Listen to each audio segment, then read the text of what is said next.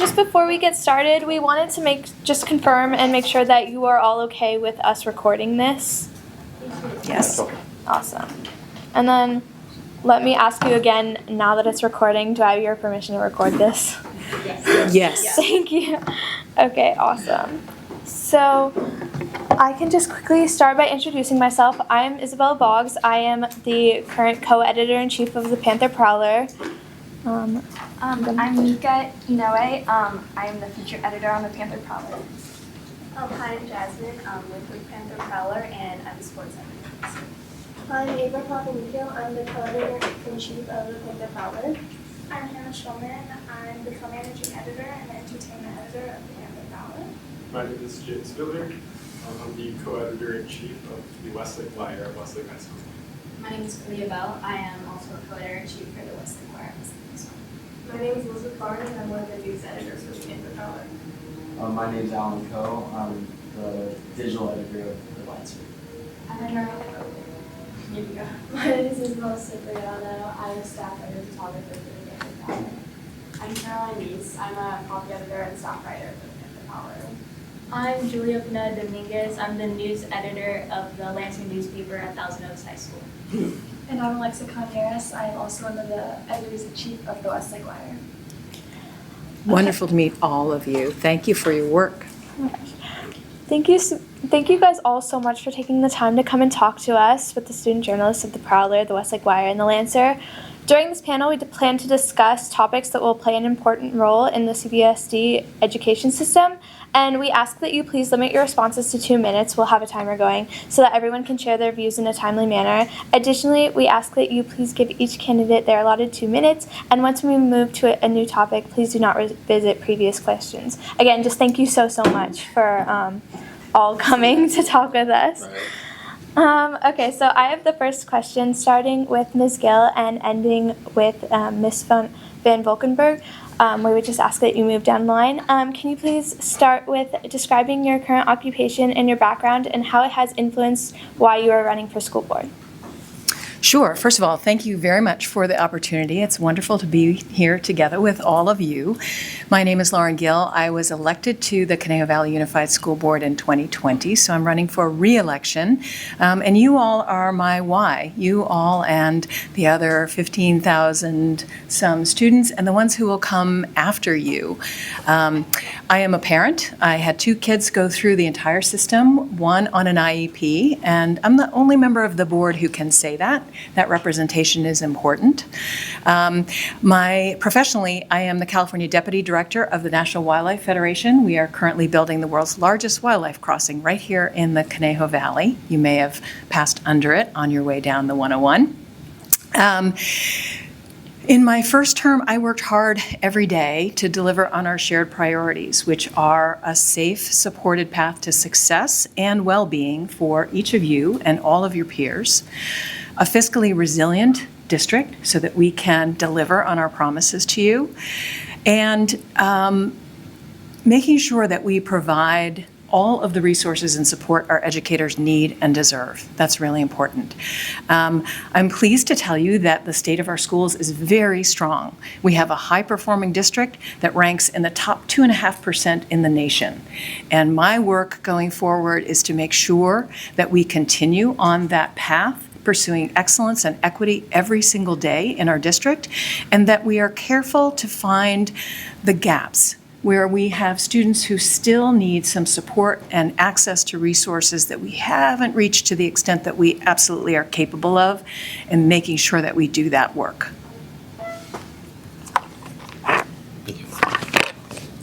Hello, my name is Frank Enderle. I'm a realtor in the area. I'm a top-rated realtor at Keller Williams over in Westlake Village. As a realtor, you negotiate every day of your life.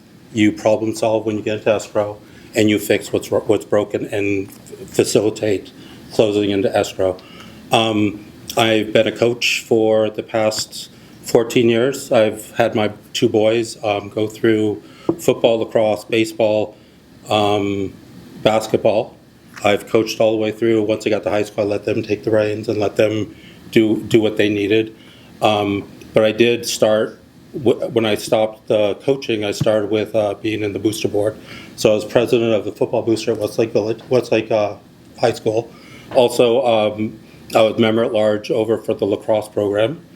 I've seen what has happened and what was happening through COVID. I saw that, the board really didn't do what they were supposed to do. They were asleep at the wheel, straight up. I look at, I was looking at USA News and I saw, test scores have been in the low 40s and 50s. So, yeah, they're average, but they're not average according to a grade level. So I think that we need to get the test scores higher. I'm disappointed that Newbury Park is the lowest out of the three, because I think Newbury Park is a great school. My idea is just, you guys need, the top echelon is fine, it's everyone. So we need the whole school as one to get better test scores. And better test scores mean better academics. I also think that we need to protect parents and let them understand that they get a say in what you guys do too. We can't hide anything from them. There's a lot. There's fiscal responsibility. There's a ton of. Thank you, Mr. Okay. Fairley. Sure. Just talk, right? It's a little weird. Microphone or a recorder? It's a microphone. Anyway, first of all, I want to thank all of you for being here today, for coordinating this, as well as for all of the journalistic work you do on behalf of the three high schools. And honestly, an appreciation for your civic engagement here.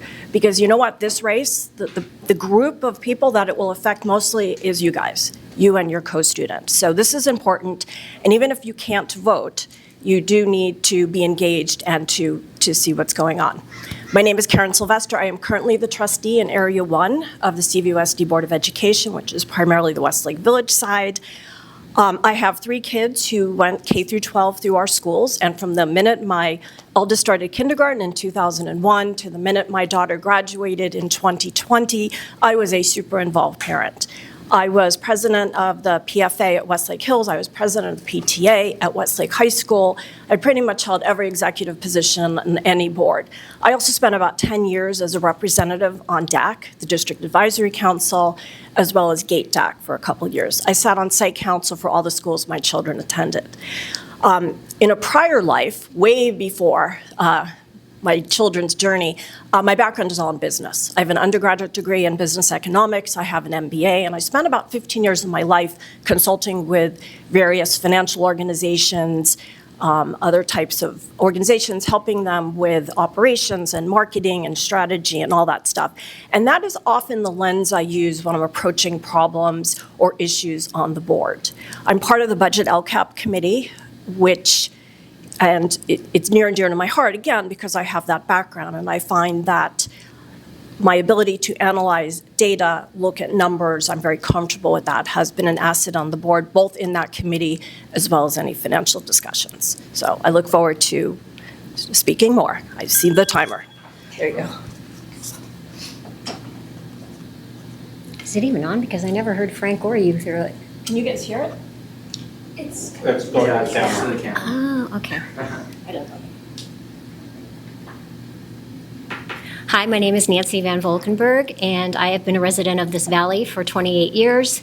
I, unlike her, don't have the business degree, but I was on track for it. I have 3 years under my belt, and then I started my family, which consists of 6 children that are adults now, and I have 7 grandchildren. 2 of them live in the Thousand Oaks district. Well, technically, I guess it's Westlake Thousand Oaks. Anyway, they are poised to start school very soon, and they are my why, along with all of you as well, because I know that you are the committed students. The fact that you're here after school hours tells me that you're all very dedicated. So basically, I have been watching the school board meetings online for 2 years now, and I have not been hearing that you are in the top 2% in the nation. I would really like to know where that statistic comes from, because if that were true, I probably wouldn't be sitting in this chair right now. I'm here because I want academic excellence for all of you. I went to school in public schools in California back in the 70s, and we were ranked #1 in the nation. To me, based on what I've read, it looks like we have gone down into the lower half. Now that's disturbing to me because I've seen a steady decline with all 6 of my children. And because I do have so many children, I feel like I know a lot about schools. And yes, I was a hands-on parent too. I was involved in Girl Scouts and karate, and I joined the PTA, but it's that point, not that point, but at some point, I pulled my kids out of school and homeschooled them for a while, and they wanted to transition back when they went to high school. So I have 2 that were Lancers, go Lancers, and the others went to Oak Park and Agora. So I know a little bit about schooling, and I know about the differences in developmental abilities. So I would just like to address basics of academics, mostly within my platform. Thank you. Thank you. Our next question is, what impacts have you made in the community? And for our incumbents, what impacts have you made on the school board? And we're going to start with Ms. Volkenberg and then work our way back down. Okay, as far as impacts within the community, I've been a member of numerous clubs that are philanthropic. We've done a lot of donating of diapers. We've done community breakfasts. One year we gathered shoes for the foster children in Ventura County. That's just to name a few. As far as within the schools, as I mentioned, I was involved in the PTA. I served on a school board up in Northern California about 15 years ago. It was a small rural community, but basically the rules are applicable whether you're in a city or a small community. The Brown Act is still the Brown Act, and budgets are still the same. So balancing budgets are still the same.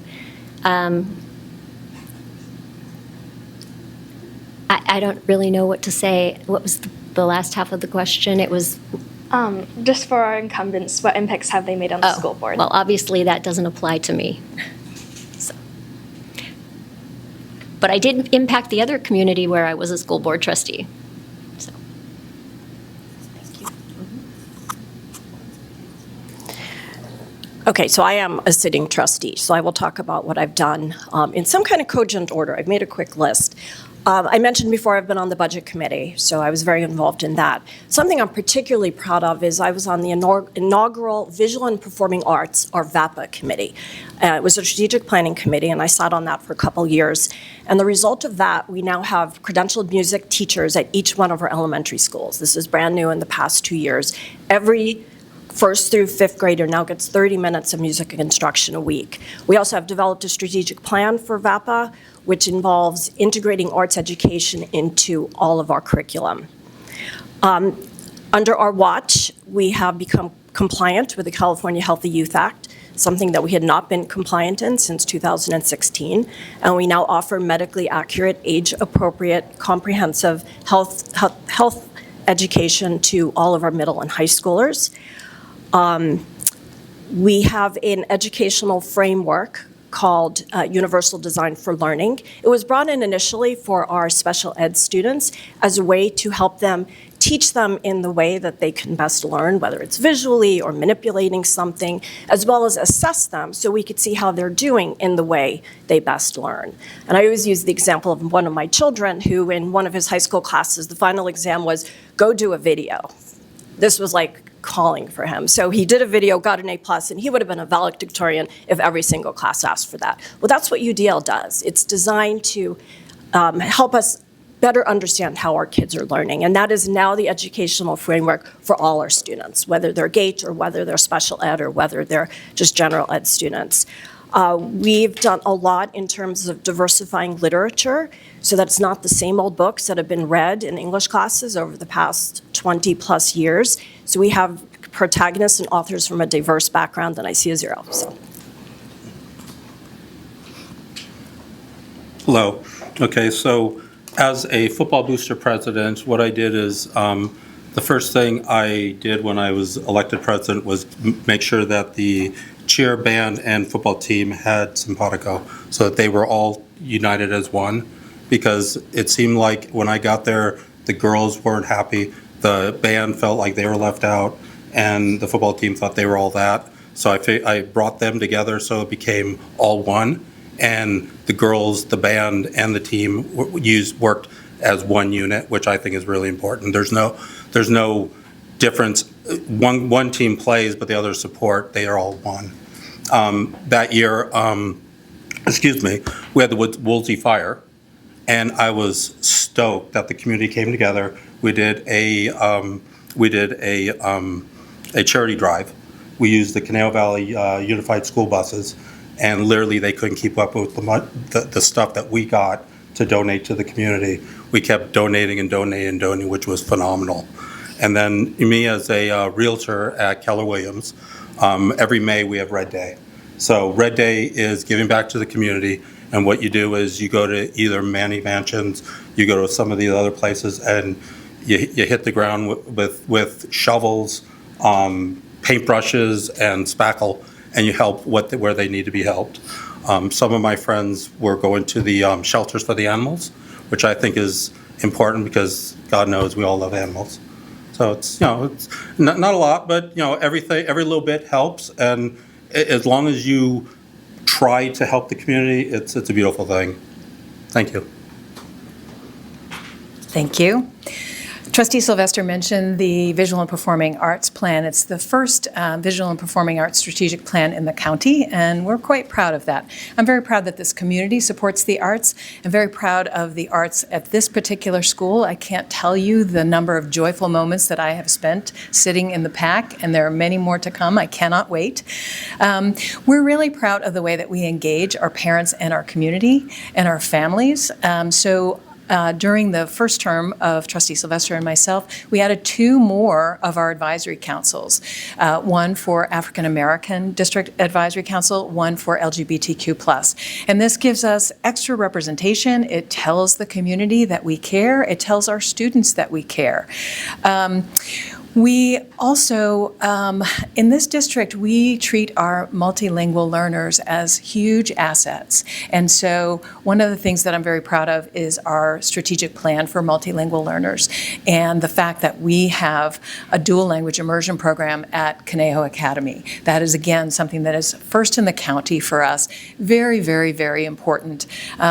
These are sort of when you look at the places where we still have room to grow and progress that we still need to make, you might look at English learners as an area of focus. And trust me when I say that all of the trustees have this in mind. And the way that we're attacking this problem is by using evidence-based practices, like beginning a dual language immersion program, like having English language advisory councils at each of our school sites so that those families directly impacted are brought in and are part of the decision-making process. So those are just a few of the things before I run out of time. And I will say that I am a core volunteer for Safe Passage Youth Foundation and for Adelante Comunidad Conejo. Those are 2 trusted nonprofits that work directly with our CVUSD families. Great. For the third question, it is, in your opinion, what are the most important issues in public education right now, and how do you plan to address them? Mrs. Gill, if you could please start and then go down the line. Okay, well, I always answer this question first by saying that the most important issue always for us is full and fair funding. We are not fully and fairly funded. We should be. California is the 5th largest economy in the world, and we're very close to being the 4th largest economy in the world. There's no excuse whatsoever for us not fully and fairly funding our public schools. So I advocate for that with my governing partners at the local level, at the regional level, and at the national level very consistently. We need the funding and the resources to provide the robust programs that all of you deserve. So that's the first, and that's sort of an always an evergreen concern. Another concern that I have that is particular to this community is the mis- and disinformation campaigns that we have seen that are designed to undermine trust in public institutions like our public schools. This has a direct impact on the people who work in our schools. It dishonors our teachers, it dishonors our administrators and our school staff. It's personal to me because this district is personal to me. This is our community. It's made up of people who work very, very hard.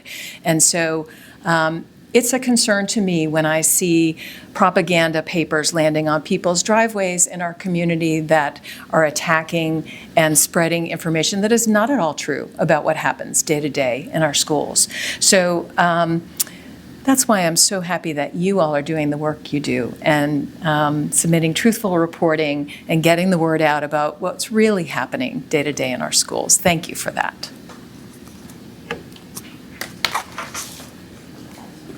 What's really important to me is test scores.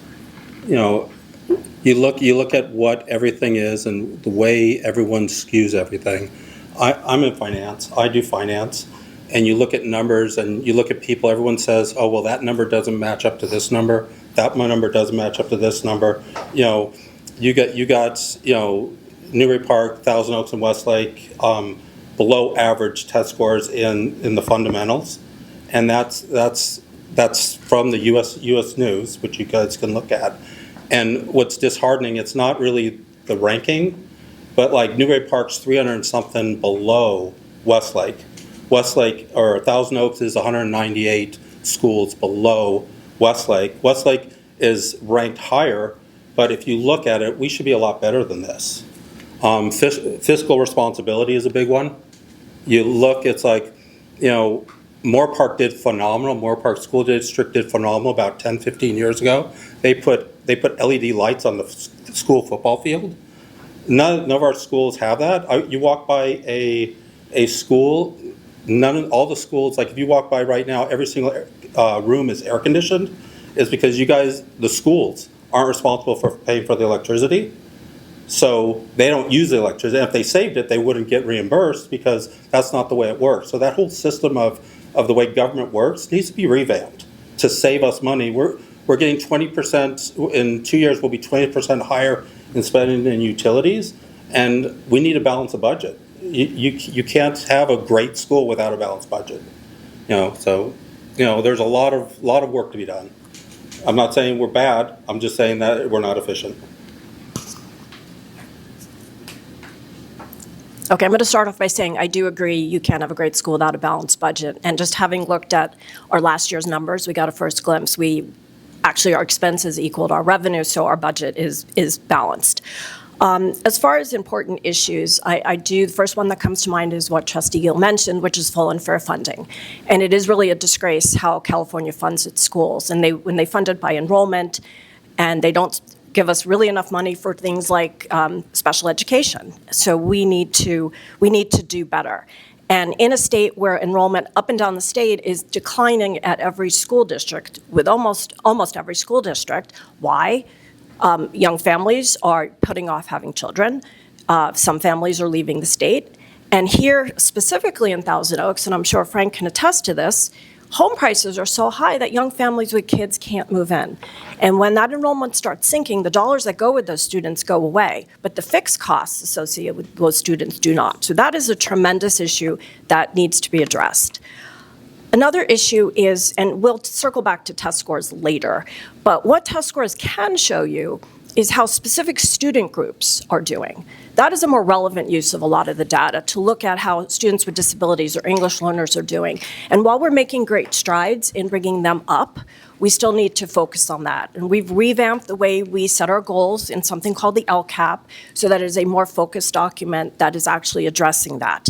And the final thing, which is probably near and dear to all of you, I think we're going to have to look long and hard at technology. At our last board meeting, we had a long discussion on cell phones and cell phone usage and what that will look like. And I think artificial intelligence, which personally excites me, but there's some risks in that, and there's a lot of benefits. But the reality, that is where the world is moving. And our job is to prepare you guys to be able to thrive and survive in this world. And that might involve working alongside artificial intelligence. Thank you. Okay, so basically I'm here for the academics. I have a philosophy of going back to the basics with reading, writing, and arithmetic, which may sound antiquated. So yes, we can throw in science, technology, AI, all of that, and I admit that that is the future. But before we can throw in all of the science and technology, we have to get the majority of students up to par with regards to their writing skills and their math skills. There's nothing, when I was in public school, we had art, we had music, we had more sports, we had incredible extracurricular activities, which unfortunately is not part of the budget anymore. So yes, it would be nice to have those things, but I don't know if you guys know that public schools started in 1635. That was 15 years after the Pilgrims arrived, and the purpose was so that the population, not just young students, but everyone, would have a level playing field with regards to the reading and math. Do you want to know why? Because they had to deal with contracts. There were farmers that were harvesting, and they needed to make sure that they weren't being swindled when they did contracts. So the concept of why schools began in the first place has kind of deviated to fluffy stuff that, yes, it would be nice, but I feel like there's not enough classroom time to do everything, and we really have to prioritize. So that would be my focus. Then secondly, I was happy to see during the recent board meeting that they were break even on their budget, because the prior one in June didn't show as well. It said that in 3 years, if they kept spending on the same trajectory, that they would be depleting their reserves to dangerously low. There's a bright orange slide with that presentation, and it was pretty, you could hear a pin drop during that meeting, I think. So anyway, my focus is grades, and unlike somebody else on this panel, I don't focus on test scores, because of my 6 children, I had one who, brilliant, she's brilliant, but she can't test worth beans. She just becomes paralyzed, maybe like I feel at this moment. So anyway, I see we're at 0. Oh, I'm me again. I think so. So the topic of the next question was discussed at the school board meeting last week. The Diversity, Equity, and Inclusion Plan was brought forth by students in 2020. How do you believe the resolution should or could be modernized to pertain to 2024? And also in general, how do you plan on promoting equity and inclusion on our school sites? Oh, this is going to be an interesting topic, because I'm not really a fan of diversity, equity, and inclusion in the sense that you have all been taught. I grew up in the East Bay of Northern California, where diversity was already a thing. I spent many years riding my bike up to Berkeley. I went to school with Asians, Hispanics, blacks, you name it, but I didn't even think about it. The truth of the matter is, I feel like we've gone backwards. So how I plan to deal with it is probably not what you want to hear. I feel like that's one of the fluffy things that we don't need to do. When you look at your classmates, do you see what color they are? Does it bother you? I never gave it a second thought. So it's pretty low on my priority list.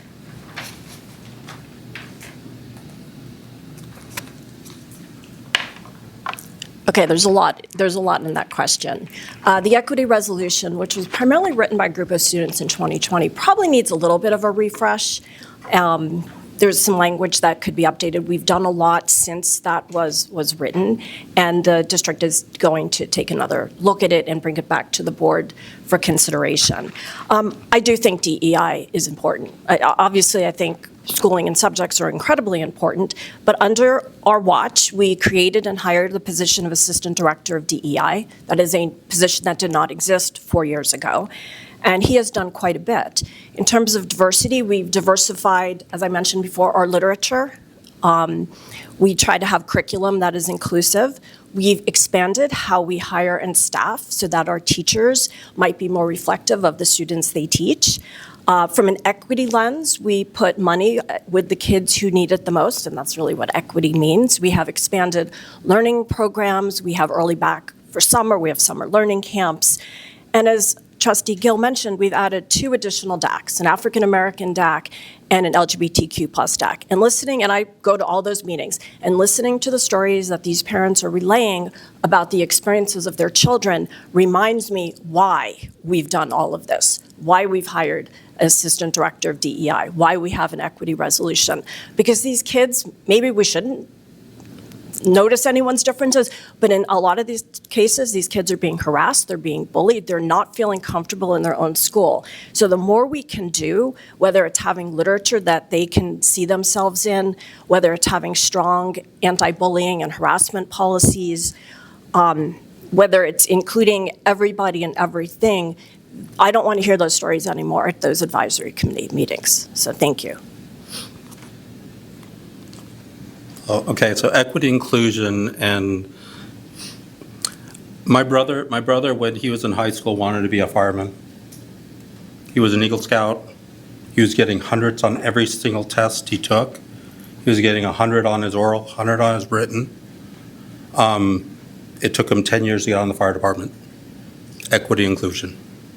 You know, you look at it, I talk to a lot of people, and you know, the catchphrase is, what do you think as opposed to race? Well, it's not about race. It's real simple. It's social economics. A rich black man, a rich white man, a rich Asian or Hispanic man, they're fine. People from two mother and father running the household, a normal household, they're fine. It's the people, and it's not the color. It's the people who come from a broken family. It's the people that come from economics that they don't know where their next meal is coming from, not their color. And if it's their color, you know what? We need to help them. But someone makes fun of a student because of the way they look is unheard of. In today's society, that's over. You know, I don't know. I coach. So when I coach, I look at my ball players like my ball players. I had one person. She brought her son in. He wanted to play flag football, and she's like worried about him because he's special. And we're going through, and she got on my field. I told her to get off my field. I yelled at her, and you know he played. He did as best as he could. 8 years later, he was playing football at Newbury Park High School. Wasn't great, but he was good. Parent came up to me and said, "You were the best thing that ever happened. You treated him like he was equal. You didn't treat him like he had a problem. Didn't treat him any differently." The problem is social economics, and the problem is his family. Thank you. 2.5 years ago, I got a phone call over Memorial Day weekend, and I went down to Maple Elementary School where someone had scrawled hate speech, very big letters, "Pervs work here," across our beautiful elementary school. And I spent the next several hours scrubbing the walls of our beautiful elementary school. So I know that we have a problem. And I draw a direct line between hate speech, mis and disinformation, and acts of hatred and intolerance. I agree with Trustee Sylvester. I was very glad to see us bring forward the racial equity resolution that the board adopted 4 years ago so that we could recommit to it, so that we could measure our progress, so that we could update our language, and so that we could identify the work that we still have to do. And make no mistake, we have hard work still to do. We really do. This is a caring school community who supports the rising generation. But the fact that I spent Memorial Day weekend scrubbing hate speech from the walls of our elementary school tells me we're not where we need to be, and I will work hard until we get there. What are your views on including LGBTQ plus and non-binary gender topics in CVUSD's sex education curriculum? And if you're elected, what are you going to do in this topic? Let me make sure I understand the question. You're asking specifically about the sexual health education curriculum, or are you talking more broadly? More broadly. More broadly. Okay. So let me start with the comprehensive sexual health education curriculum that we adopted that finally brought us into compliance with the California Healthy Youth Act. As you know, we had been out of compliance for a number of years while the existing board wrestled with how to accomplish that goal. We did accomplish that goal, so those topics are covered in the way that they should be, with medically accurate, age-appropriate curriculum materials. More broadly, I would say that LGBTQ plus students are a part of the student body and must be reflected and represented in every aspect of curriculum. So you probably know that back several years ago, we had some conversations about book banning in our school district. And I wasn't yet on the board, but I was at every board meeting and I was speaking very publicly about how it was important that we not ban books and we not restrict the literature that you're allowed to read. So I feel quite strongly about the efforts that we've made to diversify the literature program that we have. And I'm very much in support of the teachers who are doing the very hard work to find and select those new texts for you and the hard work to develop the curriculum behind them, which isn't always, that hard work isn't always recognized, but I do recognize it and I appreciate it. So I would say that all of you reflect our community and deserve to be reflected in our curriculum materials fully. Thanks. Okay. LGBTQ. What are we teaching in school? Math, reading, history. It's like, do we really need to teach what sex you're going to do? I didn't know that when I was in school, we didn't teach about who's sleeping with who. You know, I kind of think that that's kind of left to the parents. You know, I read AB 1955. I was reading it, and it talked about LGBTQ. It talked about how you should protect 100%. It talked about you shouldn't make fun 100%. But then it said, don't tell your parents. Their words were, don't out your parents. Don't out them to their parents. So when the government tells you that you shouldn't tell the parents what the kids are doing, run. It's not good. It's totally not good. And to support that, run. It's not good. I'm not saying that you should beat them up, you should do this, because no, they can do whatever they want. No one cares we're not teaching what you guys are supposed to have sex, who you're doing it with, how you're doing it with. That's what you're going to learn on your own. We don't need to help you, and certainly don't need to hide it. And then when you get into this, because now they're playing around, which I was disgusted with. Mind you, I'm not making any judgment, except for you should never, as a man, hit a woman, ever. And to have an Olympics that a Olympic athlete was disqualified from boxing because she tested as a man in a ring for sport to hit a woman is unheard of. Ran out of time. Passionate one. Sorry. Okay, I'm not going to retread over a lot of what Trustee Gill said, and because she did a nice job detailing some of what we've done. I will say this: we live in the state of California, and as such, we follow the laws of the state of California. One of them, and we follow education code. One of them is the California Healthy Youth Act, which mandates that we teach comprehensive, medically accurate, age-appropriate sexual health education to 7th and 9th graders. So we were following the law when we put that curriculum in place. I fully believe if parents do not want their children to learn it, they can opt out. We do not insist that the children take the class as offered.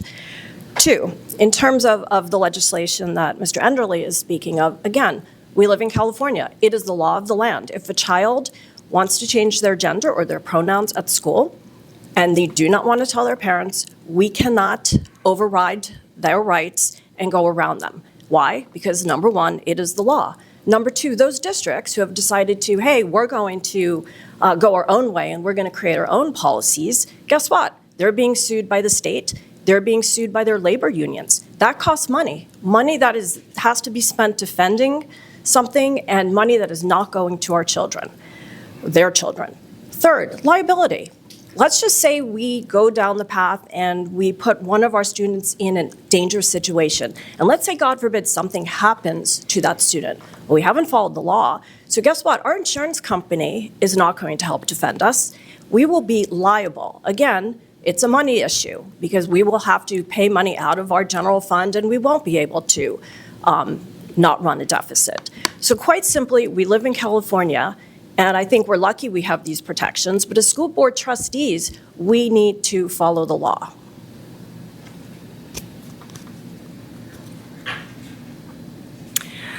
Well, coming from Northern California near Berkeley, the LGBT community was strong back when I was there 40 plus years ago. It's always been in existence, and in my experience, they weren't persecuted for it. I have family members who are loved and adored that fall into that alphabet category.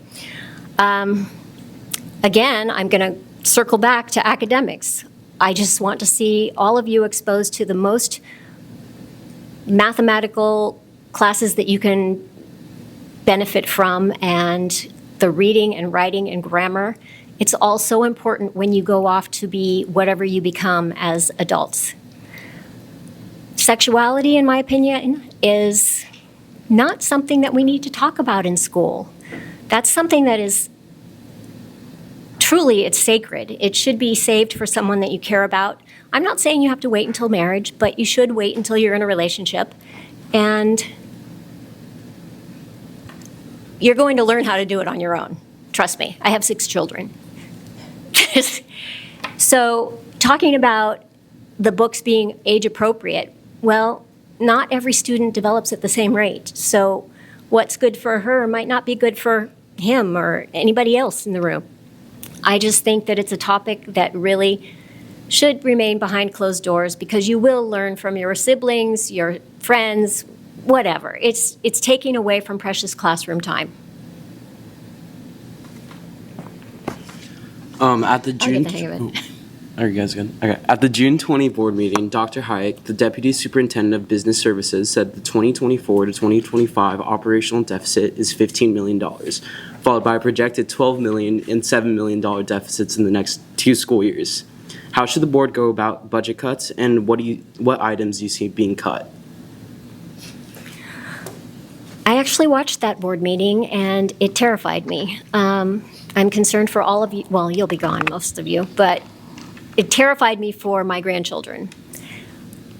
I believe in the public school system, and I believe in a balanced budget. I do have a background in accounting, even though I only had 3 years of college before I left my business path. My husband and I own a business. I've been the accountant for it for almost 30 years.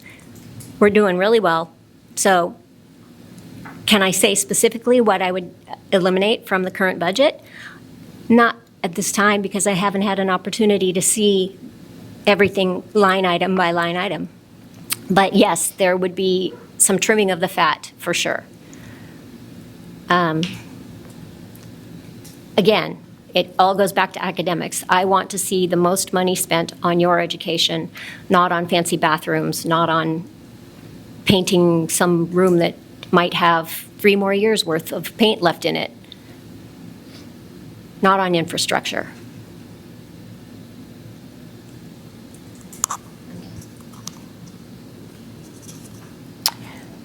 Yeah, I too was at that board meeting, and I too do remember the slide that Dr. Hayek showed us, and I too was alarmed by that. Because every school budget, we are required to go out 3 years. We don't have a lot of information, but we have to be certified by the state, show a 3-year budget. This was the first time that year 2 was not looking so good, and I was concerned, honestly concerned, and knew that we need to start taking action, and we need to start thinking about where we can, if we had to, make cuts. So a couple things. Since then, as I said, we had a meeting last week where Dr. Hayek presented our unaudited actuals for 23-24. So when the budget was done and we looked at it in June, it was based on what we thought was going to happen in 23-24. And in fact, what actually happened in 23-24 is our income, our revenue stayed about the same as we had projected. Our expenses were $30 million lower than we thought. So we are going into 24-25 with more money, more assets in our bank account, and that will soften a lot of the blows and soften some of the reserves that Dr. Hayek was showing we would have to cut into. With that said, we do have to be prudent, but we also have to be mindful of the fact that dollars we get in any given year need to be spent on students that year. Unlike a business, or even a city council, we cannot just save for a rainy day, or even your own household. We have to spend what we take in. We are mandated to not keep too much in reserves. The state doesn't like that. So we really have to spend. That said, again, there can be some bumpy times. I talked earlier about declining enrollment. 85% of the budget are people, 85%. So where do you cut? Who do you cut? Well, number one, you keep it as far away from classrooms and students as possible. That is the mantra there. Thank you. Yeah, the finance is really in the toilet, straight up. You know, as they said, we were par, we were break even this year. They didn't take in, it was realized versus actual. They didn't add other numbers. The numbers that we're in a hole in a deficit or we're in a positive is because we get grants and the grants are paying for them. And it's not actual, it's actual money, they're in the toilet. Straight up, it's real simple, guys. You know, how long have you been around that you knew about solar electricity? Why is it that we do not have solar electricity on our campuses? Why is it that we have those incandescent bulbs at our football stadium that is extremely expensive to run 24/7 almost, with no one on the fields? There's no oversight. The way our system works is, again, the school doesn't pay for the electricity. If they don't use it, they lose it for the following year. It's set up all wrong. It's, you know, get the LED lights in there. You know, we've got Measure I. We're making pretty here, worrying about co-ed bathrooms, which I'm totally against. We don't need co-ed bathrooms. And you look, use some of that money, because under that measurement, it does say utilities. So you can do utilities and upgrade our utility to save the cost. In the meeting, they said in the next 2 years, our electricity bill will go up 20%. That's a way to cut it right there. Instead of let's just keep doing it. I know the schools spend thousands upon thousands of dollars to redo the electricity. The lights are off around the field. You know, you go to a classroom, let's take a walk and let's see how many rooms have the AC running.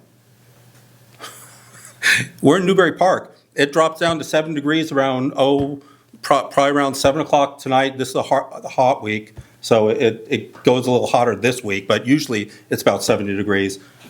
Don't run the AC 24/7. There's a lot we can save, and a lot we're not. Thank you.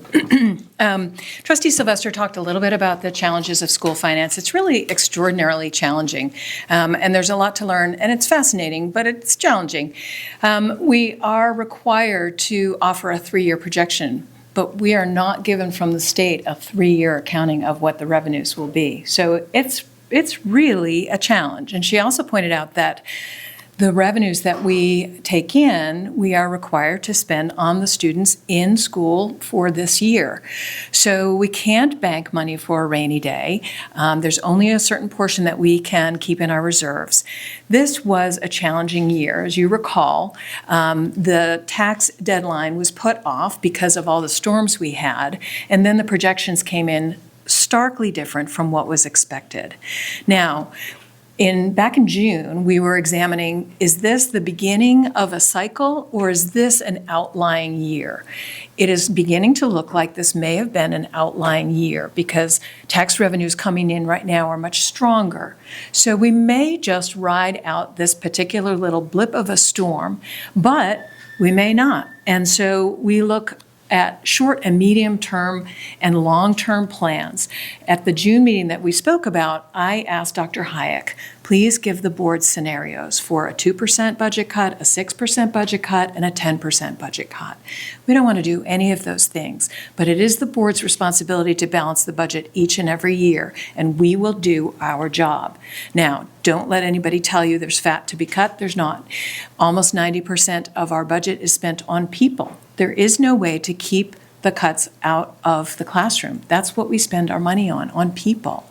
But we will do it in the absolutely most prudent way. If we have to cut, we'll do it far enough out that we can make it the minimal possible. But right now, it's looking like this year may have been a blip and that we're going to ride this out. We will continue to keep a very close eye on it, and we have won awards 4 years running now for our fiscal transparency and reporting.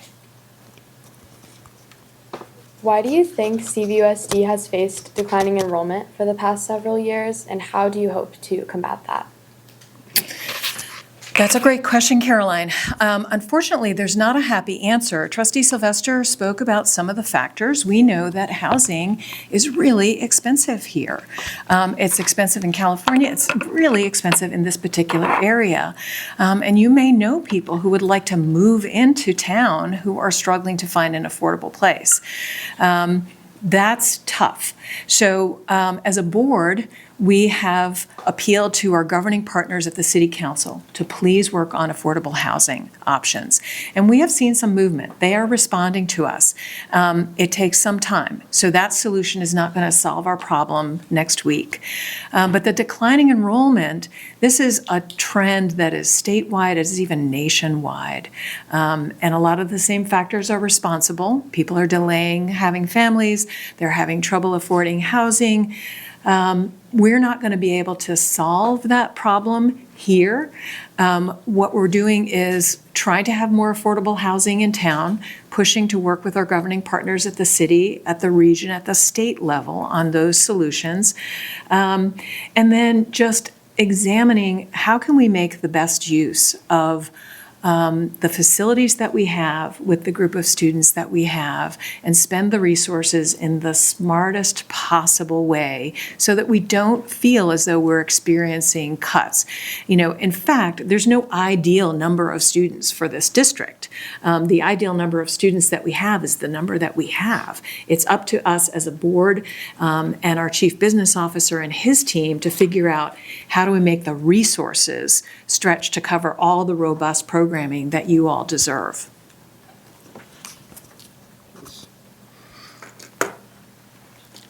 How do we deal with declining enrollment? Make the school better. Make it more exciting for the kids.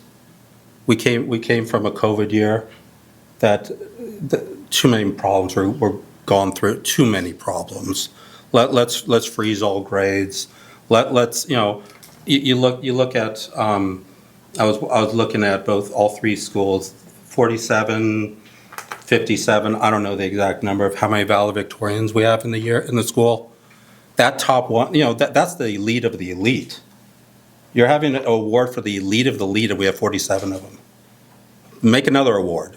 Valedictorian is the top student. Make it challenging for you guys. Make it exciting for you guys. We have open enrollment. We can get Calabasas, LA Unified in here if they want. They're allowed to. I've seen it happen with the sports programs. So make our school better. Stay away from let's do all this fluff. Let's follow the law. You figure how many parents are going to say, well, Conejo Valley Unified School District is following the law, and we're going to hide things from your parents. Well, I wouldn't send my kids to that school. So let's stand up. It's not about the money. You're talking about, well, it would cost us a lot of money. Well, you're worth more than money. I don't care how much it costs. You could and trim fat. We don't need to trim fat. What we need to do is be more efficient. There's no efficiency here. I've seen it. And I'm not saying we're in the toilet. But if you have a product that everyone wants to go to, enrollment's going to be huge. Why is it that the kids, you guys, don't want to come to class? Because it's boring. You're like going, well, yeah, I don't need to do this except for go to class and take the final because this is easy. You make it exciting, the kids will come. It's not about affordable housing. Affordable housing, I've been hearing that for years. You know what? I moved here, it was really cheap. Now it's expensive. Move somewhere else where it's really cheap, and then it becomes expensive. Thank you so much. Sure. I talk a lot. That's just what I do. Declining enrollment. Thousand Oaks. We all love Thousand Oaks. In fact, we don't ever want to leave Thousand Oaks. The census, if you look at the census numbers from 2010 to 2020, the population in Thousand Oaks was flat. The average age went up. Literally, nobody wants to leave Thousand Oaks, and there's a lot of programs to help a lot of our older adults age in place. So that is kind of the reality that we're faced with, along with people delaying having children. Birth rates have definitely gone down. So what do we do? Well, I do agree that we need to retain our existing students. We need to retain the students within our own borders who might be opting to go to a different school or go to private school, and we need to attract new students. And how do we do that? I don't want to call it fluff, but we have award-winning performing arts programs. We have top-ranked sports programs. These get kids excited, these get parents excited, and they want to stay in the district. In addition, we have done, over the past few years, a tremendous job rebranding a number of our elementary schools. We now have a dual language immersion program at Caneo Academy. We have an international baccalaureate elementary years program at Cypress Elementary. We have several magnet schools, including Earth's Magnet, and one of our, Madronia Elementary, is rebranding itself as a STEAM Academy. This keeps kids in the district, and this could attract kids and students from outside the district. So I think that is one of the most important things that we can do. So I think we've said it all.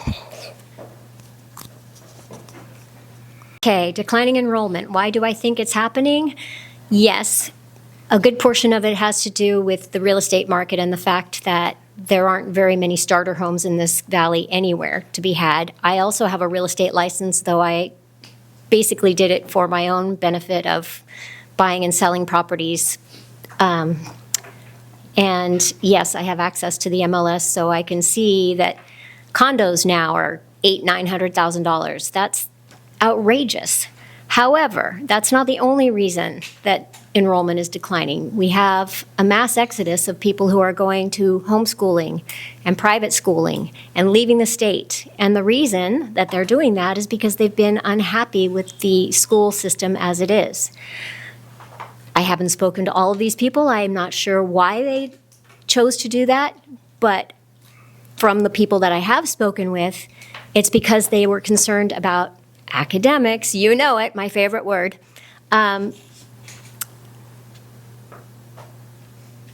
Like some of the people on this panel have said, there are great programs within this district, and I know that many students take advantage of them.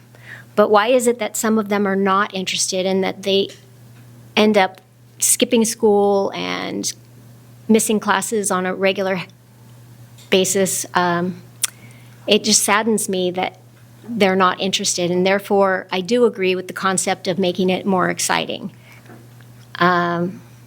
When you have great teachers, and I think we do. I honestly am not bashing teachers in this district at all. I think that they have a lot of busy work that they have to contend with that is mandated by the state. So they've lost their zeal for what they're doing. And it would be really nice if we could get them motivated again and attract a high caliber instructors to inspire you guys to keep going and persevere through hard times, because COVID was challenging for everyone. Moving on to our next question, do you have any plans to further boost the influence of student voices in our district? If so, what specifically do you plan to do? I don't specifically have a plan to implement, but I intend to visit as many schools as often as possible. I do not have a full-time job. I am flexible in my hours, and I would like to talk to each and every one of you individually and find out what your hopes, dreams, and goals are in the future. And that would be true even for the kindergartners. I want to know what is troubling them. I especially want to know what is bothering those of you who actually had to do online schooling for a couple of years.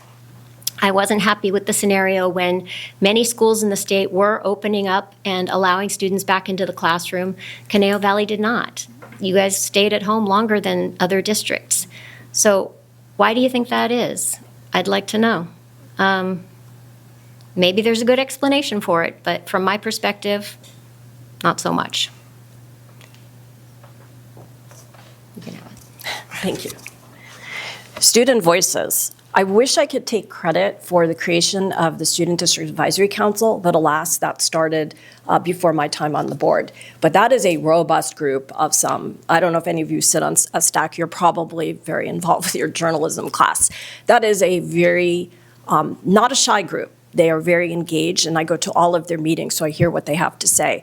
We also have a student trustee. I think it's year 5 for that. This year, he is a member of the Thousand Oaks High School class.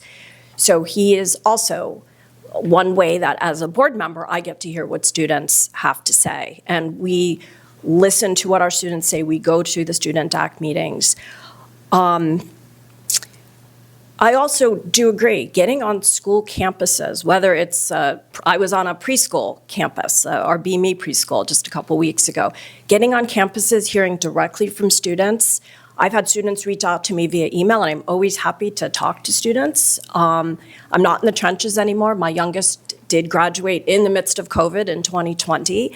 So it's really hearing from you guys. But I have to say our student DAC is really a great source of input to us. I love our student journalists. It was so nice at our last board meeting looking out and seeing some students in the front row. So I would encourage you to come to our board meetings, offer up public comments. We've had students who also do that. We also have some of our parent advisory councils, like our LGBTQ+, are partnering with the corresponding Gay Straight Alliance at the high schools. So I think that's another way that student voices can work with some parents and filter up to the board and to the administration. So there's multiple ways. But again, I encourage you all, come to a board meeting, offer public comment, email me with a question, a comment, a concern, or even something that's gone well. I'd love to hear it. Thank you. Okay, being a realtor for the past 20, we don't even remember, a long time. Let's just say a long time. I can't believe I'm 58. But my ongoing policy with all my clients is I work for you. You'll never hear a politician tell you that. This is the lowest grade of politician. I look at this as I see a problem, I want to fix it. This right now, it's like, I was talking to a couple of my colleagues about coming here. This is the most important debate or gathering that I believe we should have. Because I'm not working for them who are voting. Hopefully you guys are 18, and you can vote, and you're in my district. But you look, involvement, I encourage you to pick up the phone. Google me. My number's there. I pick up. Don't block it, because I won't block it, because I've had some bullies try to do whatever, and they want, nonsense. And I talk on speaker, my kids heard it, and it's just everyone wants to be heard. But the kicker is you're the future. It's kind of like when I talk to my ball players when they get to freshmen. It's like you're with the parents, you talk to the ball players, and you go, which one is it? Which one is going to make a mark? You guys are going to be off to college right now. What are you going to do? The deal is to make a mark. Be there. This is your community right now. You're juniors and seniors, I assume. Maybe a freshman in here somewhere, maybe? I don't know. But the whole point is make your mark. Don't take no. Doors open. Doors open. You could pick up that phone. When I'm elected, or if I'm elected, pick up the phone and say, hey, you know what? I have a problem. I'm not going to put you on a 4-minute card so you could talk in front of the board. I'm going to talk to you. And I get that's against the rules, right? But rules are meant to be broken if it takes care of the kids. It's always, there's risk versus reward. And you know what? Thank you so much. You're worth it. Thank you. I'm just going to do a quick fact check. We brought our students back just as soon as it was safe for our teachers and our staff, when we had vaccines and when we had spent the investment to clean the air in our classrooms and at our school sites. Not a moment before it was safe, but as soon as we could once it was safe. And we were ahead of a lot of other districts. So just a short fact check. I am fortunate that, excuse me, I'm speaking. I'm very fortunate in that I sit next to the student trustee, and I attend our student DAC meetings. We, in addition to the student DAC meetings, we have a middle school component to student DAC that is a new component. I work directly with our students in the community when I am working with Safe Passage Youth Foundation and in Adelante. I'm proud of that. And I would like, if students are open to the idea, to hold some office hours when it could be virtual or in person, just for a drop-in to ask questions or share information. So I'd be very happy to start that as a new practice. Our next question, given the recent school shooting in Georgia, how do you plan to ensure that students at CVUSD feel safe? Yeah, thanks for that question. The question of how to feel safe is a really difficult one, isn't it? We have taken all the measures that we think are appropriate, that the advisors have told us to do. We have added many, many security features to our campuses, including crash doors and cameras, and we have safety plans that cover every single classroom and every single school site. But it can still feel unsafe. At the board level, we have passed resolutions about safe firearm storage, and I remind people from the dais about that. If you are in a household that has firearms, make sure that they are safe, because prevention is obviously the best strategy that we can deploy to make sure that we don't have an emergency or a tragedy in this community. And we have had that experience, and I think that makes us a trauma-impacted community. That and some other things that have happened here. So I hear the question about feeling safe. I think the best that I can say is that the board is well aware.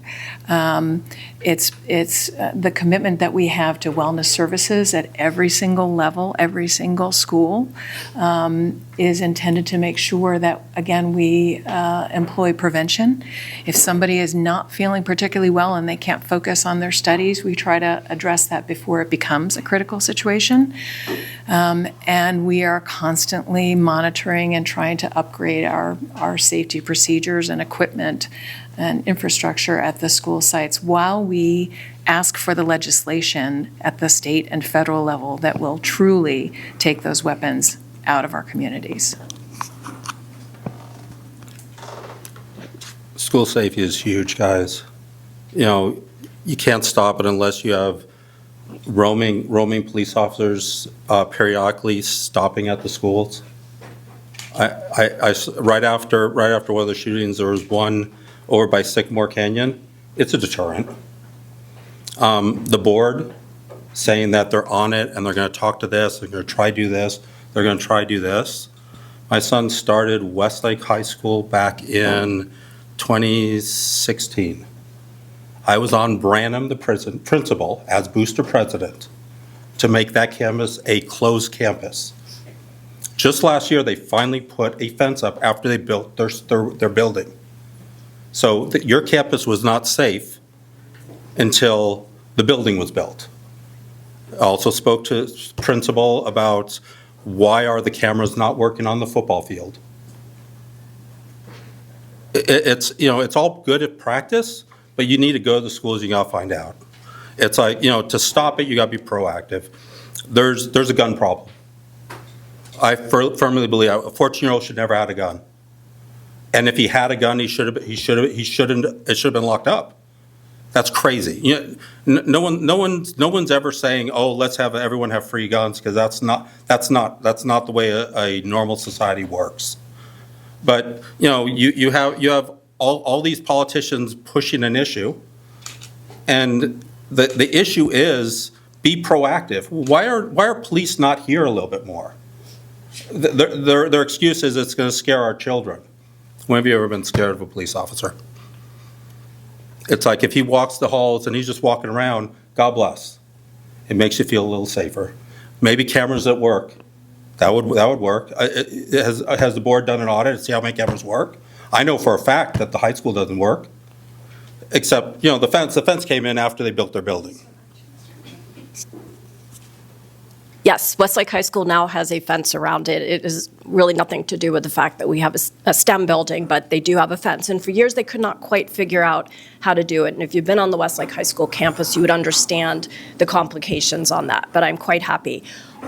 We don't just talk about it at the district or at the board level. We have all of these measures in place. Every one of our schools now has a fence around it. We monitor the entrance and egress. We have ID checking at every single school. We really do, and we have cameras. And yes, sometimes they go out, but immediately they are fixed and put back into service. So we do everything we can to ensure as much safety as possible. We really do. We also are cognizant of the fact that we are an educational organization, and part of our job, if you look at who these school shooters are, the 14-year-old, whoever, they are generally kids who might have been bullied or harassed. So to the extent we can have policies around that, to the extent we have wellness services and wellness centers to help address this, we don't want any child to grow up or to become a shooter. And I think the schools do have some responsibility in ensuring a safe and supportive environment for all students and to make sure that doesn't happen. A 14-year-old should not have a gun. We need tougher gun legislation. We absolutely do. That is beyond the purview of me as a school board trustee, but everyone has a voice, and that is something that we need. As far as police on campuses, we are fortunate here. We do have 3 school resource officers. They are part of the Thousand Oaks Police Department. They are handpicked by the police department as people who can work really well with students, who can foster better relationships with the police, because not every student has a great relationship with the police. And they are visible, and they do go to our various campuses, and they're assigned mostly to the high schools, but also to the middle schools. So we are fortunate in having that program.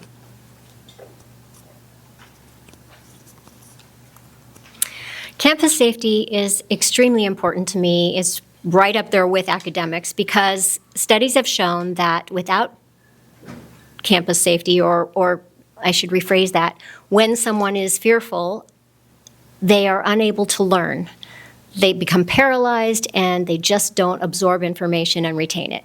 So yes, I was encouraged to hear that we have cameras and that we have resource officers, and that breaks my heart to see fencing around schools, but I understand that it's necessary in today's world. You are actually looking at somebody who has 2 children that have been abducted. So safety, actually, let's back up for a second. One of them was 7. She was at a play date, and she has never really gotten over it, even though she doesn't even remember it. But it was a traumatic incident. Fast forward, the week of the Woolsey fire, which was also the borderline shooting, that was a horrible weekend or week for our family because our adult son, who is a police officer in Denver, had gone with friends to a football game, and he was drugged as he was leaving. He was shot in the neck with a sodium propanol drug that made him just drop to the ground like that. So, yes, I understand trauma, and I'm sorry, I'm kind of emotional at the moment, but yes, this is a big issue for me, and I will do whatever is necessary to keep you guys safe to the extent possible, because bad stuff happens everywhere. Despite the recent introduction of the 5-Star app, there have been many discussions about banning cell phones. What are your opinions on this topic, and how do you plan to implement, or do you plan to implement, a new policy? Well, I think the state is working on that, so we might not have much say in the matter, but my personal opinion was that when my students were on campus at the high school level, it certainly came in handy when I went to pick them up and say, hey, I'm by the tennis courts, or I'm at the opposite end by the Korean church. But cell phones for elementary age students, I don't really see the purpose, unless they're doing the same thing that my high schoolers were doing. So maybe there is a way that we could restrict cell phone usage during class time. That would be ideal. Okay, if you watched the board meeting, we had a very robust discussion on this. And over the past few months, we've had a number of parents and community members come and address the board on this topic. There has been so much written about the harmful effects of cell phones and social media on students, on actually young adults, people of all ages. And it's very compelling. We do have a policy in place we put in place in 2021, which does restrict cell phone usage during instructional time, but it really has been up to the school site and up to the teacher about how they'd implement it. So the legislation just passed a law basically saying, if Newsom signs it, and it's expected he will, basically saying that we're going to have to come up with a policy to restrict cell phone usage. So I think a couple of things you want to look at, and I do agree, creating a policy for a kindergartner or a second grader versus a high school student, I do think we need different policies for different grade spans. Our TK through 8, I believe phones should be off and away from bell to bell, and I think in high school they should be off and away during all times except for nutrition and lunch. My personal opinion. This will come to a vote before the board. The other part of this law is it requires us, doesn't suggest, it requires us to get information and input from all of the stakeholders, which in a lot of ways is a good way to write policy. So we need to hear what students think. We need to hear what teachers think. Our teachers union, I've been told, is putting together a quick survey that will go out to teachers, so we'll get some input there. We need to hear what parents think. So we will go to each of our different parent advisory committees, and we have 6 of them, and get their perspective. And then once we have gathered all of that information, then we will write a policy.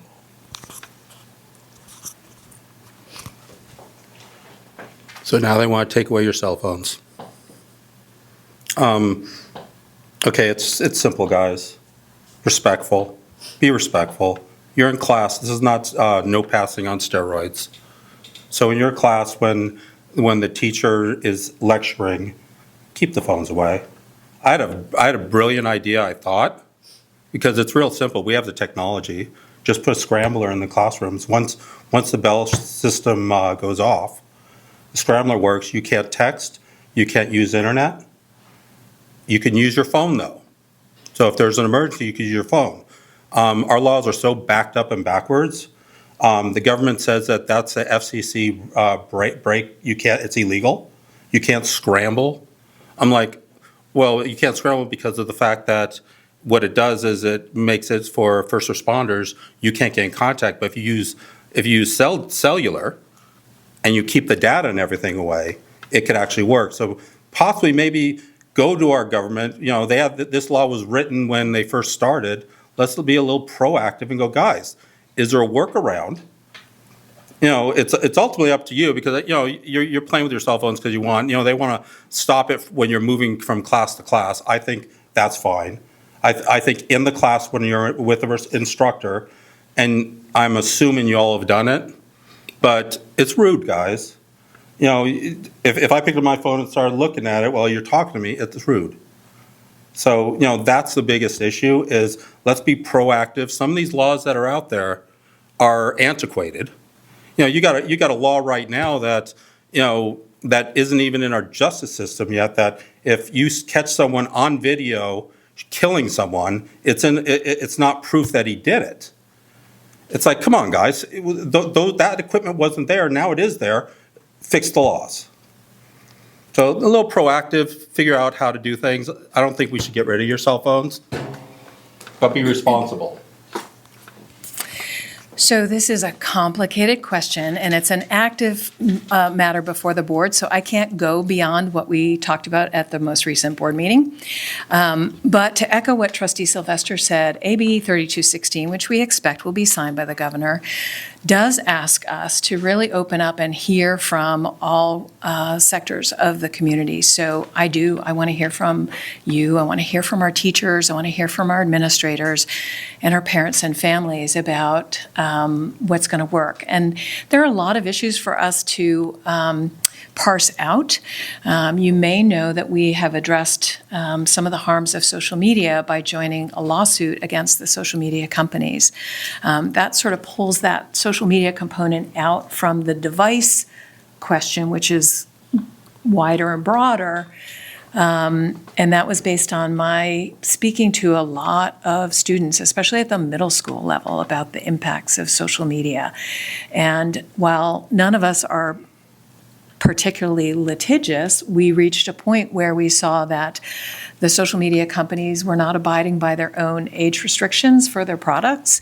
The government regulations in place were being just completely ignored, and we were left with one opportunity to stop the harms to our students, which was to join this lawsuit. So now we're examining the larger question of digital device, and these are personal devices. So, there are some questions there about, the rights that you have, the rights that your parents and families have.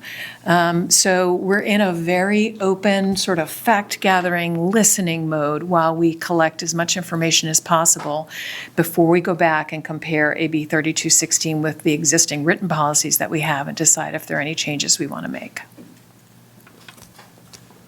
So now we're going to kind of move into more personal questions based on a little bit of what you've advocated for, on things you said in the Acorn and things you supported. So we're actually going to start with Mr. Emerly. Okay. Frank, please.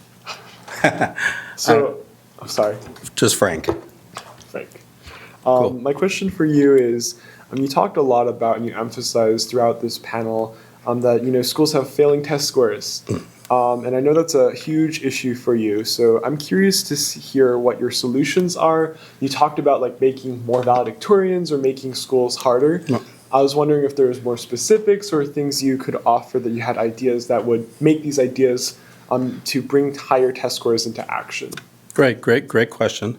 When I was booster president, I tried to put a group of parents who are doctors in a study group with the kids to keep them CIF compliant. Lo and behold, there's a law that states a parent can't help a child with homework on campus. That, to me, it doesn't seem right. So they could put a kibosh on it.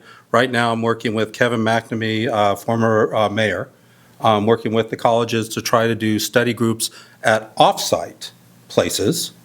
I think it'd be great to again push the system. I'm more into bucking the system than running along and watching them do it, and maybe get it so that we have doctors who want to be involved. Like if one of your parents was a doctor and she's now a stay-at-home mom, and she could help with some of the kids with their test scores. I think tutors. We were at college because everyone likes to be with their peers. So you guys would look up to the college to be tutored. So then you guys would get high school credit or figure out how to do an elective or something instead of teacher's aide and go to the elementary and work it down so that the kids will work. They're like, oh, I got this high school guy. Because when I'm coaching, the little kids love the high school kids. The college kids, the high school kids love the college kids. That's going to create excitement. So if you create excitement and you have the kids help the kids, brings community too. But lo and behold, there's a law against it, but we're figuring a way out because we're going to do it off-site, but I'd like to get it in campus. And there's ways to go around it, not lawsuits, but petition and go to Mr. Newsom and say, hey, bro, you missed it on the people sleeping on the streets, and now you're going back on it. We all knew it was a wrong question, wrong law. So let's try to help. Proactive, not reactive. I do have a follow-up question just very quickly. Sure. And I think it's great that we're pointing out the policies that our governor and maybe higher level decision makers should be putting into action. But if you will be on the board of the school board, what would you do to change the curriculum? What would you do to focus more so that students are getting more attention and test scores can increase? What specific things would you focus in on? Do you think that's not happening right now? Listen to the kids. Listen to the kids and see what motivates you. It's like, the only way to even deal with it. When I was in school, I could tell you what I would have done then. We moved light years. And the only way for me to know is to talk to you guys. The question would be, what do I need to do to keep you from going to the beach or hanging out at the park on your phones on the internet and not going to school? But what do we need to do to make you more? I don't like the penalized thing, because if you penalize someone for, if you don't do this, we're going to do this. I'd rather motivate. So you motivate someone to do, I got more results from my athletes by motivating them than making them run. No one likes to run, that's consequences.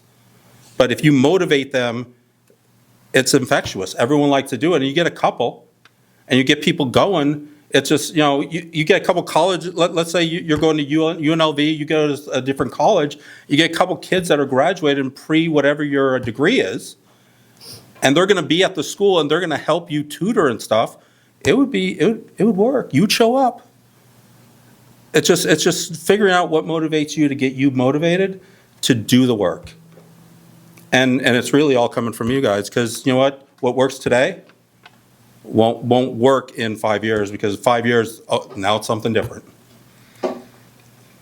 Thank you.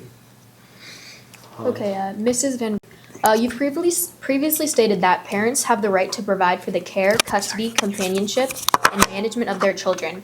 These rights are being compromised by bills such as AB 1955. Can you clarify your thoughts on this bill specifically?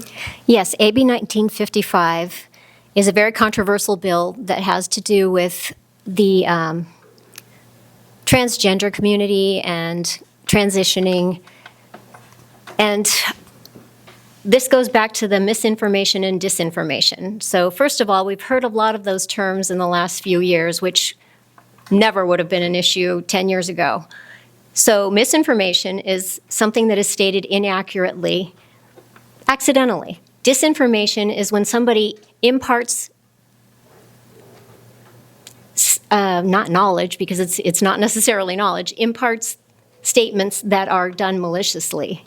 So AB 1955, I've read it, and my interpretation of it, I think, is accurate, where it says that the staff is prohibited from contacting a parent if their child wants to identify with a different pronoun or wants to transition, wants to wear dresses.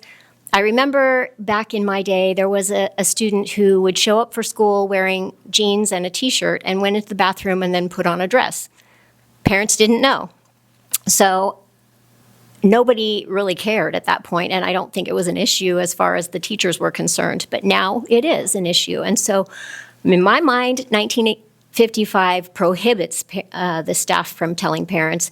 People have accused me of saying that as disinformation, and they say that it's the opposite, that they are no longer required to tell the parents. I urge all of you to go and read AB 1955 for yourselves, because it affects you and your friends. The next question is for you, Ms. Sylvester. And this is a little bit about how you talked about you wanting to create this environment where people feel physically, socially, and mentally capable to participate in this environment, and talking about fair funding. And so just what have you done to foster this environment? And even in the realm of like test scores, how has this benefited student excellence and learning? And what do you hope to further do in the future, building on what you've done in the past 4 years? In 2 minutes, okay. I think that there's a lot that we have done to make our students feel included and supported within our schools. And as I said earlier, if our children are not emotionally, socially, and mentally healthy, they are not going to learn reading, writing, and arithmetic. So we need to focus on the whole child. And having initiatives like the wellness centers and the wellness services, creating the position of director of mental health, all of that goes toward helping our students, our children, feel better. In terms of inclusivity, we've talked a lot about we have more inclusive literature and curriculum. I think all of that helps children when they're on campus feel better. Test scores, okay. We've talked a lot about test scores, and I think the one that people keep looking at are CASP scores. And they say, 60% of our kids can't read or do math. And that is just fundamentally not true. That is the way you can interpret the CASP score, but that is fundamentally not true. And if you look at all of the data, not just a single day in the life of an 11th grader who really doesn't want to be taking that test because they have a million AP exams and IB exams, et cetera, and we don't teach to the test because we believe we should be teaching to the standards in the curriculum. So you're looking at one data point and extending it. So what the value, though, of the CASP number is to say, how do we do against other districts? Because the other districts also have 11th graders who are facing the same constraints. And guess what? We're in the top 15% of all unified districts in the state of California in terms of our test scores. And when you look at the top districts, you know what they have in common? They're very wealthy districts. They have low percentages of English learners. They have low percentages of low socioeconomic students. So their challenges are very, very different than ours. So I would caution against using one data point and making a sweeping generalization. It's naive and it's inflammatory. And I do have like a small follow-up question, maybe you can expand on a little bit more. Mr. Annerly Frank talked about how there's a lack of motivation for students, and I think you bring a good point, where students don't want to take this CAS test because they have a million things they care about. What is something you think that the board can do to make students care more, or more incentives? I do agree having great teachers, and we have great teachers, really helps. But I really believe, and I saw it with my own 3 children, kids need a reason to go to school. And sometimes it's because they love calculus, but often it's because they love theater and they're part of a theater community, or they love football and lacrosse and they're part of a football and lacrosse community. The more we can have those kinds of opportunities for our children, that we don't put financial barriers in place, the more motivated they will be to go to school and to pay attention in school. Because if you're in a co-curricular and extracurricular, you have to sign a contract saying you're going to maintain a certain grade point average. And if you go below that, you can't play football, you can't act in the play. So I think it's really pushing all of those programs. Again, it was why I thought being on the VAPA committee, the Visual and Performing Arts, was so important, because that's one strong piece of it. Thank you. Mrs. Gill, you previously stated that you want to enable students' exploration of career and life possibilities and support students on their chosen pathways towards fulfillment in life and livelihood. How do you plan to create programs in our high schools to more specific career paths? That's a terrific question. Thank you. We have done some of that work at my urging and at my colleagues on the board's urging. One of the challenges of having such robust program offerings, especially at the high school level, is that it can be difficult to navigate your path. And we don't want students to miss out on opportunities to explore classes that they might be interested in if they only tried. So one of the things we did was completely revamp the website. It used to be sort of like a phone book that had all our course offerings, and color code it to make it a little bit easier for students and their families to navigate and figure out what are some pathways that appeal to me. And if I'm interested in this pathway, then what are the courses that I need to make sure I take? That can require a lot of planning, and so we also hired some college and career counselors. Now, we already have academic counselors and we have our wellness staff, but these folks are specifically looking at students who maybe they're the first student going through our district, so they don't have an older sibling who can say, listen, you need to make sure that you take, this math class first and this, So those folks are looking for those opportunities to guide students who might need a little bit extra guidance to navigate and not miss out on opportunities, because we have such a plethora of them.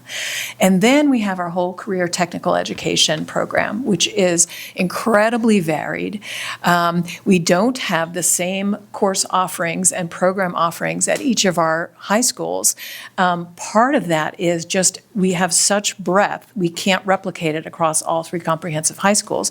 Part of it is that we can't find instructors necessarily who have the industry expertise, but we have 6 industrial kitchens over here, and we have a full woodworking and cabinetry making program, and on and on and on and on and on. So a lot of work, and I am hoping to expand on that in the next 4 years. Thank you for the question. Okay, so our final question would be, are there any last words you'd like to say about you as a candidate, or anything that you would like our readers to specifically know? Well, thank you for this extraordinary opportunity. We appreciate the work that you do. We appreciate you creating this opportunity for us to see all 4 candidates in one sitting. I think this is the first time we've appeared together, but we might be going on the road, It is my honor to serve as your trustee. I am a teacher's kid. I have lots of teachers in my family, and public education opened up the world for me.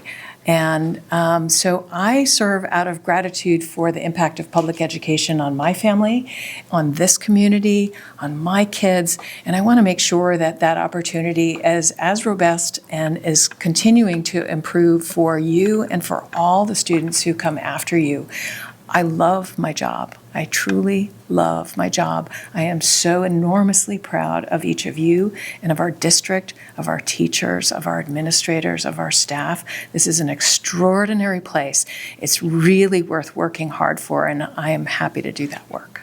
Thank you. Can you repeat the question again? I'm sorry. Are there any last words that you would like to share or mention about you as a candidate, and is there anything specifically that you would like our readers to know? I've been involved with my kids since they started playing sports. I used to run an automobile dealership. I was really successful in the automobile industry, and I quit so that I could coach my boys and be in their lives. I took a pay cut getting into real estate. Now, looking back, it was not a pay cut. But I made the choice to take care of my boys and be a part of their lives. My boys are right now playing ball at Moore Park Junior College and CLU. Not in their lives coaching. I stay away. I'm not that dad. I would like to be involved with the kids. I think that you guys deserve so much more. I'm looking at my background in finance, looking at the budget. I know it's really government, because let's not make anyone accountable for what they do. You know, being a booster president at Westlake, the Snack Shack, it cost over $100,000 to redo the Snack Shack because no one negotiated a real price. I had one of the booster parents, because of contacts or whatnot, he would have redone it for $5,000. There's a $95,000 switch. And you say it because of code, that's why it was done. You look at their Snack Shack versus yours isn't up to code. So the bureaucracy of what the government is doing, I'm tired of it. I'm really tired of it. It's like you know, at Westlake they pulled a Sub-Zero refrigerator that was less than 10 years old. Sub-Zero refrigerators have a 10-year warranty, and replaced it with another Sub-Zero refrigerator, and the other Sub-Zero refrigerator got lost. It's like the school board needs to do a better job. You know, I don't think they're really hands-on. I don't think they've been around the children and the kids, because you can tell. Well, this is what the government says. Well, then push it. But we're going to sue Facebook. It's like, guys, let's protect the kids. Let's get you motivated to be our future. Looking at you, which one's going to be the next editor-in-chief of a high magazine, if magazines are still around? Which one of you are going to be maybe a president, a vice president, CEO, CFO, an inventor? You're our future. So I'm taking my time to invest in you, because I think you're worth it. Thank you for this. Thank you for your time. Thank you for your engagement. Yes, we have a number of forums coming up. This is the most important, being able to talk to students directly, and listening to the questions you're asking also signals what you all think is important. So thank you for that commitment. I, too, about 25 years ago, made a choice. I stepped away from a pretty high-powered, high-paying job to shepherd my kids through school. And I was incredibly involved and learned quite a bit about the school sites in the district. I have to say, when I became a trustee 4 years ago, I was amazed at how much I didn't know. There's a very steep learning curve. School budgets, they're not like any other organization anywhere. I have an MBA. I've never seen a school the way we run our financials here. All of the acronyms, understanding the different curricula, understanding and getting to know the different student groups. There is so much to learn. And I feel that over the past 4 years, I feel fortunate I've been part of a board of good governance trustees. We are a high-functioning board. We have done a lot, but there's a lot more to be done. Clearly, there is a lot more to be done. And I feel that with the knowledge I've gained over the past 4 years, coupled with all of my experience, 19 years worth within the CVUSD, coupled with my pretty strong business background and my experience there, makes me very well positioned and very, very fortunate when I look forward over the next 4 years. So thank you. I would also like to thank you for this opportunity to meet with you and to discuss various policies that are ongoing and have you ask me the questions that you did, because I would really love to sit and talk to each one of you for probably 3 hours apiece at a various coffee place or luncheon place. My reason for doing this is because I have your best interest at heart, and I'm not just blowing smoke. I raised my 6 children. I don't have an MBA, but I do have 44 years of parenting, and I have grandparent skills now, and yes, I have been involved in many school districts, and as I previously mentioned, I did serve as a trustee on a board up in Northern California. I think that it was a grand total of only 3 years because we moved back to Southern California. However, that experience, along with my parenting skills, I believe qualifies me to engage in this endeavor, and I would really encourage you to go also, backtracking slightly to the comment that was made about somebody opened the schools when it was safe to do so. Just go to the CDC website. Your age bracket was never vulnerable. Please check facts and don't take my word for it. Anyway, I feel it's important to clarify that because that is what I've been accused of also by certain people online of disinformation. And no, it's not disinformation when you go straight to the government source and find out that you were representing less than 1% of the population in terms of vulnerability.